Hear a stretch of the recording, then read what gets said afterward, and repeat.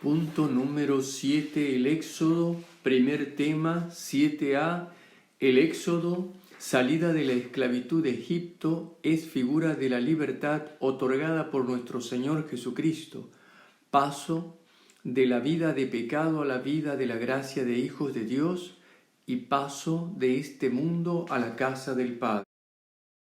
Éxodo significa camino de salida, de ahí acción de salir, partida. En la Biblia designa especialmente la salida de los hebreos fuera de Egipto, la larga peregrinación de 40 años que los condujo de Egipto a la tierra prometida a través del desierto.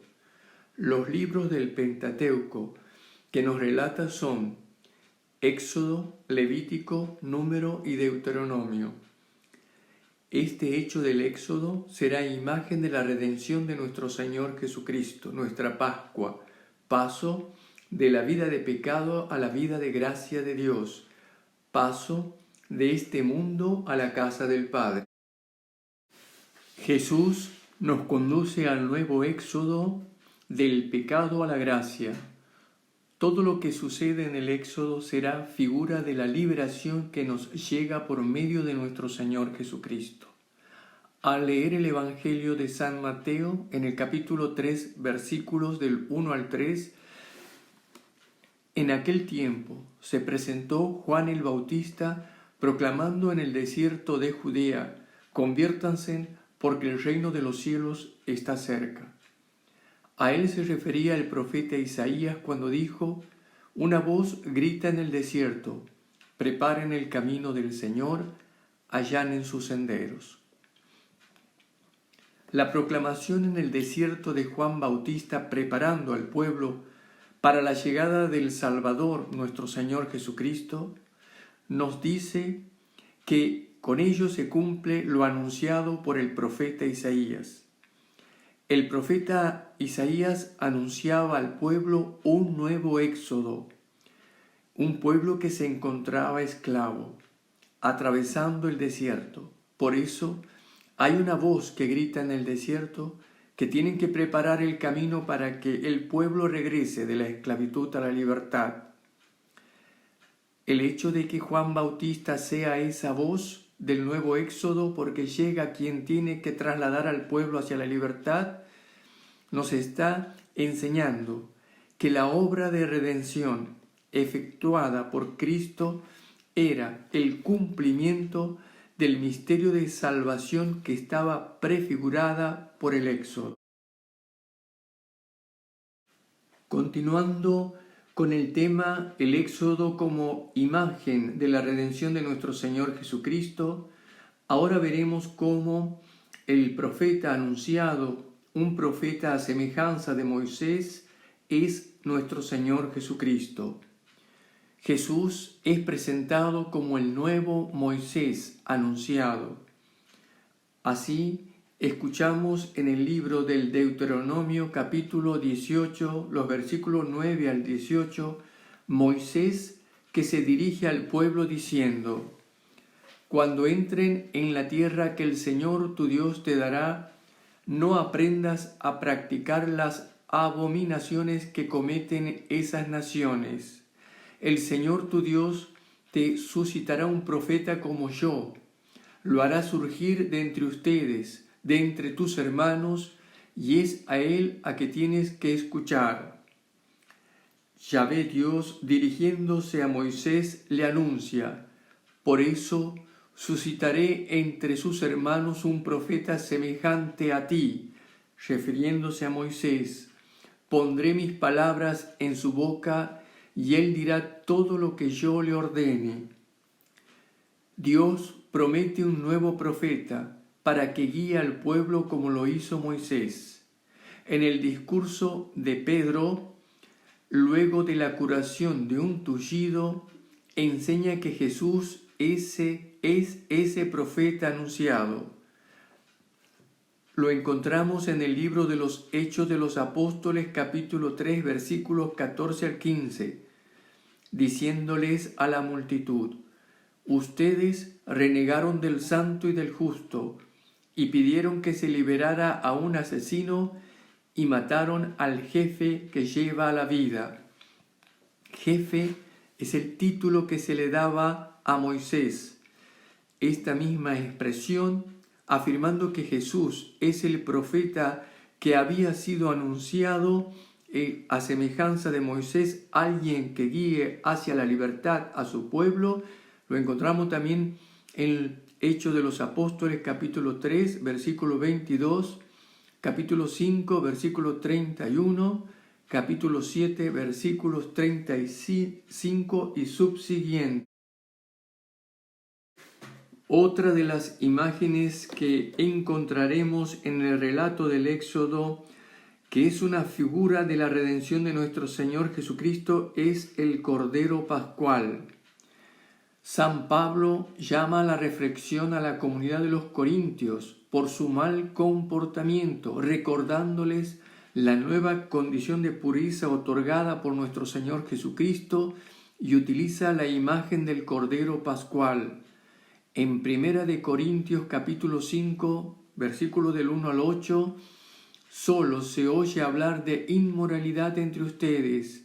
Purifíquense de la levadura vieja para hacer masa nueva, porque nuestro Cordero Pascual Cristo ha sido inmolado. En la fiesta de la Pascua, según el rito judío, se hacía desaparecer toda levadura que hubiera en la casa, de acuerdo a la prescripción Hechos capítulo 12, versículo 15. Se inmolaba el Cordero Pascual, Hechos capítulo 12, versículo 6, y se comían los panes sin levadura, Hechos capítulo 12, versículos 18 al 20. Se trata de preparativos simbólicos del misterio cristiano. Cristo, el verdadero Cordero Pascual, destruye con su sacrificio la vieja levadura del pecado y hace posible una vida santa y pura, simbolizada por los panes sin levadura. La sangre de las víctimas de los animales del sacrificio derramada para afirmar la alianza es figura de la sangre de nuestro Señor Jesucristo realizada para la nueva alianza. El Éxodo capítulo 24, versículos 6 al 8, tomó Moisés la mitad de la sangre y la echó en vasijas, la otra mitad la derramó sobre el altar. Tomó después el libro de la alianza y lo leyó ante el pueblo, que respondió: obedeceremos y haremos todo cuanto ha dicho Yahvé. Entonces tomó Moisés la sangre, roció con ella al pueblo y dijo: esta es la sangre de la alianza que Yahvé ha hecho con ustedes según todas estas palabras. En la primera carta de Pedro, en el capítulo 1, versículo del 1 al 2, se refiere que esa sangre, la verdadera sangre, es la de nuestro Señor Jesucristo, rociada para todos los que creen en Él. De esa manera quedan purificados, realizándose la nueva alianza. Escuchamos: Pedro, apóstol de Jesucristo, a los que viven como extranjeros, elegidos según el previo conocimiento de Dios Padre, con la acción santificadora del Espíritu, para obedecer a Jesucristo y ser rociado con su sangre. En el Evangelio de San Mateo capítulo 26, versículos 26 al 28 nos relata la última cena. Mientras estaba comiendo, tomó Jesús pan y lo bendijo, lo partió y dándolo a sus discípulos dijo: tomen, coman, este es mi cuerpo. Tomó luego una copa y dadas las gracias se la dio diciendo: beban de ellas todos, porque esta es mi sangre de la alianza, que será derramada por muchos para el perdón de los pecados. Esta sangre derramada de nuestro Señor Jesucristo para realizar la nueva alianza la encontramos explicada también en la carta a los Hebreos, en el capítulo 9, versículos 18 y subsiguientes. Los cristianos, liberados de la servidumbre del diablo por la sangre del Cordero Pascual, van de camino hacia el reino de los cielos. son alimentados por Cristo, pan vivo bajado del cielo. Así como en el desierto el maná, ese pan, alimentó al pueblo, así también nuestro Señor Jesucristo es el pan vivo para alimentar a los creyentes. Su sed se apaga con el agua que brota de su costado. Así lo dice el Evangelio de San Juan en el capítulo 7, versículo 37 y siguiente, y también en el capítulo 19, versículo 34. Hace referencia al libro del Éxodo, capítulo 17, del 1 al 7, donde el pueblo en el desierto bebía de la roca que manaba esa agua. Heridos quedan curados mirando a Cristo elevado en la cruz. En el Evangelio de San Juan, en el capítulo 3, versículo 14, Jesús hace la comparación cuando Moisés, el pueblo de Israel, estuvo herido, picado por la serpiente, tuvo que hacer un mástil con una serpiente que era elevada para que todo el que mire a esa serpiente pueda quedar curado y no morir. Nos relata este episodio el libro de los Números en el capítulo 21, versículos 4 al 9. San Juan en el capítulo 3, versículo 14 hace referencia que este mástil con la serpiente elevada es una figura de la cruz que tiene que ser elevada para que todo el que crea en nuestro Señor Jesucristo se salve. Siguiéndole a Él, que es la luz del mundo. Esto hace referencia al libro del Éxodo en el capítulo 13, versículo 21. En la noche, en la oscuridad, una nube iluminada conducía al pueblo en la noche por el desierto. Jesús en el Evangelio de San Juan capítulo 8, versículo 12, nos dice que Él es esa luz que nos conduce para llegar algún día a la casa del Padre.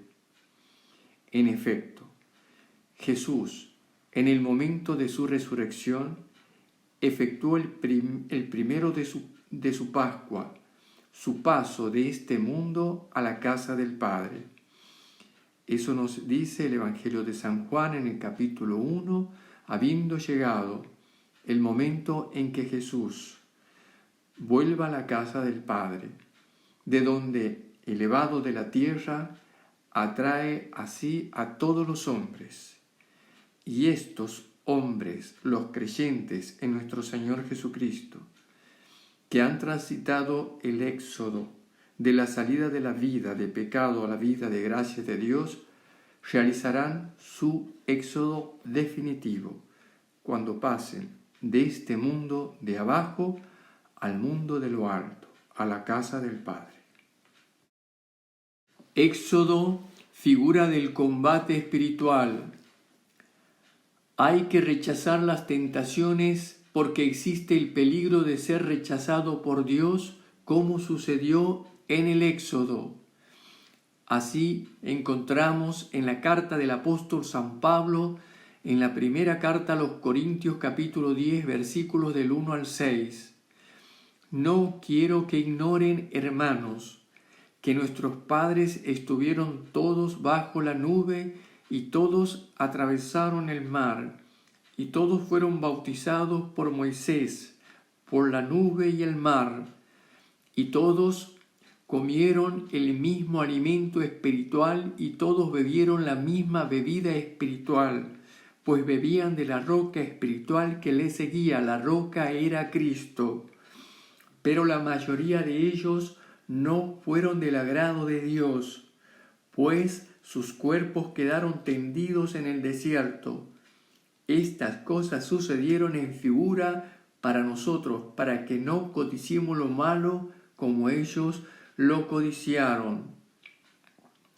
La expresión de San Pablo se refiere a la generación del pueblo hebreo que salió de la esclavitud de Egipto, tuvo que atravesar el desierto y encontró las tentaciones, la cual se dejó dominar por ellas y así no fueron del agrado de Dios, y esa generación que salió de la esclavitud no ingresó a la tierra prometida. Es una figura de todo cristiano que emprende la libertad que Jesús le ha otorgado, pero tiene que afrontar un combate espiritual rechazando las tentaciones y las insidias del demonio para poder ingresar a la tierra prometida que es la casa del Padre. En el Evangelio de Mateo capítulo 4 versículos del 1 al 11 leemos las tentaciones que sufre nuestro Señor Jesucristo en el desierto, a semejanza del pueblo hebreo del Éxodo. Jesús vence las tentaciones, es nuestro ejemplo. Como conclusión, podemos realizar un esquema. El Pentateuco, que quiere decir 5, está constituido por el libro del Génesis, Éxodo, Levítico, Número y Deuteronomio. En el libro del Génesis podemos dividirlo en dos partes. La primera parte, Génesis del 1 al 11, que es un estilo sapiencial, nos ha enseñado sobre la bondad de la creación, la bondad del Creador, y luego nos ha enseñado el pecado que se introduce en esta creación por abuso de la libertad del hombre. En el libro del Génesis, la segunda parte, el capítulo 12 al 50, los patriarcas, se destaca el tema de la fe contrapuesta a ese abuso de la libertad del hombre que se introdujo el mal en la creación. Los siguientes libros del Pentateuco, que son el Éxodo, Levítico, Números y Deuteronomio, el tema es el Éxodo, que quiere decir salida de la esclavitud de Egipto para dirigirse a la tierra prometida. Para ello tienen que cruzar el desierto. Este hecho, el Éxodo, es la figura de la redención de nuestro Señor Jesucristo. También que nuestro Señor Jesucristo nos trajo este éxodo, esta salida, la salida de la vida de pecado a la vida de la gracia de Dios, y también nos prepara para la salida final, el éxodo final de todo creyente, la salida de este mundo a la casa de Dios Padre.